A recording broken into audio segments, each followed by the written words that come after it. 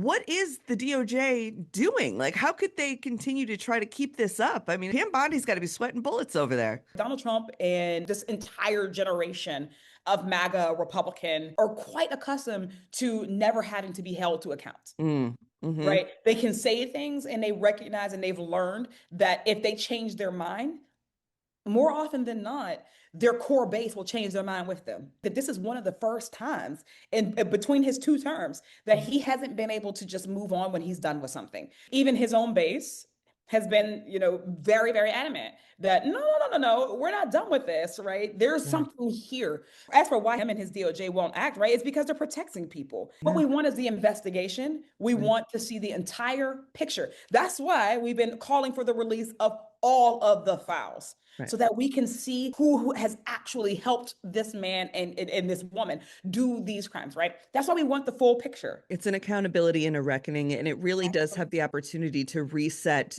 American decency in some ways, right? To say, look, you weren't wrong. You weren't crazy. There was an era of corruption between the banks and the elite and the powerful. And now what I see is these new legislators like yourself coming in who are younger, who are not in the files because we were too young to, if we're in them, we're victims, okay? We weren't in them in any kind of bad way. This sort of up and coming generation who has been under the thumb of rich and powerful people who have stopped us from either getting opportunities, moving ahead in life, who have created the America that we're living under right now, where people can't afford a home. This stuff is all connected to the rich and powerful people who are in these files.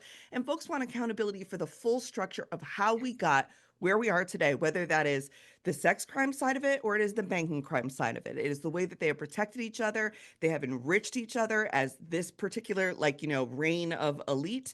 And we want to see accountability for that across the board.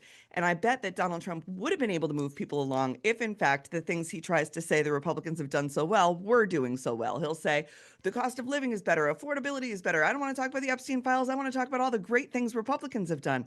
But they haven't. People know when they go to the grocery store if they can afford their groceries or not. And no amount of rhetoric from Trump is changing that for them. This is such a generational moment for young Gen X and Millennial and Gen Z legislators to say, look, we grew up under this. This has been our whole lives dealing with this level of corruption from the ruling class. And we're going to be the ones to get it now. We're going to change the trajectory of this country and we can bring you back that promise that America are the good guys. But we have to do this first.